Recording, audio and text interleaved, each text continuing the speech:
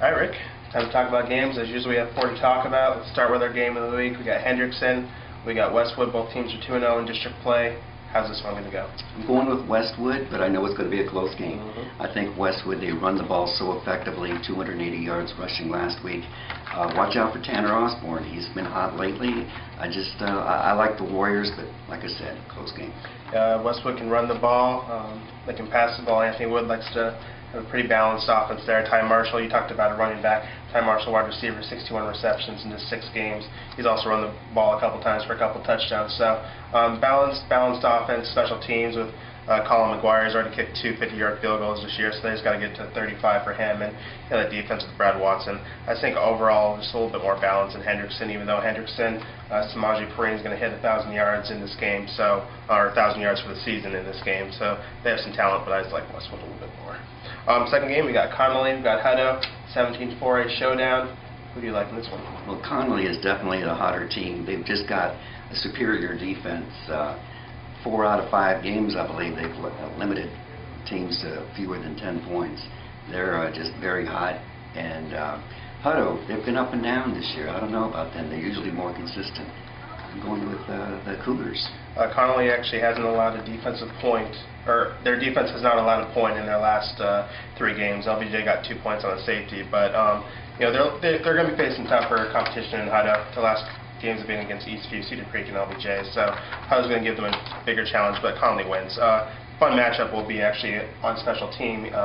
In Connolly's last game, Edric McDonald scored 3 times in special teams. Hutto's A.J. Lopez has scored 3 times on special teams himself. So if you love special teams and little things like that, check out this game because it should be a good one.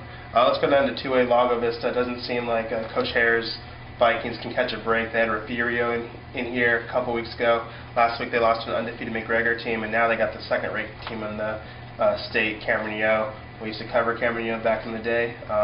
Who's going to win this one? I'm going with Cameron Yo because they're number 2 in the state for a reason, but it is kind of funny that Lago Vista, those 3 teams are combined 15-0 right now. Not bad. I just think that Cameron Yo's got too much offense, 380 yards per game, and they're just explosive. I'm going with Yo. Yeah, they can throw the ball, they can run the ball. I think it's too much firepower, but Lago Vista, they're gonna be learning some stuff. I don't think anyone was expecting a long playoff run from them, but with these growing pains that they're going through and facing this tough competition early on, when they do get in the playoffs, maybe they can win a couple games and surprise a couple of people. Last game we got Dripping Springs, we got Vista Ridge. Vista Ridge is still undefeated.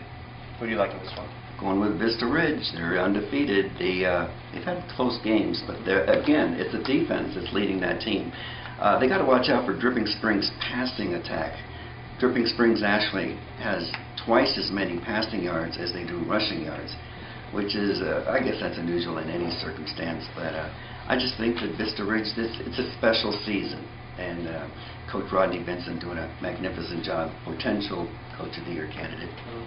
I've agreed with you in the last 3 games, and I got to give the viewers something to chew on, so I'm going to go against you on this one. I'll take Dripping Springs. Kyle Johnson's the one leading that passing attack you're talking about. Cole Rogers, a very under-the-radar wide receiver. He's caught a touchdown in every one of Dripping Springs' 6 games, and he's had 100 yards receiving in 5 of those 6 games. So he's a weapon. I think Dripping Springs surprises Vista Ridge in this one, and after they started 0-2, they need to win. They desperately need a district win. It's almost a do-or-die time for them. I say they do.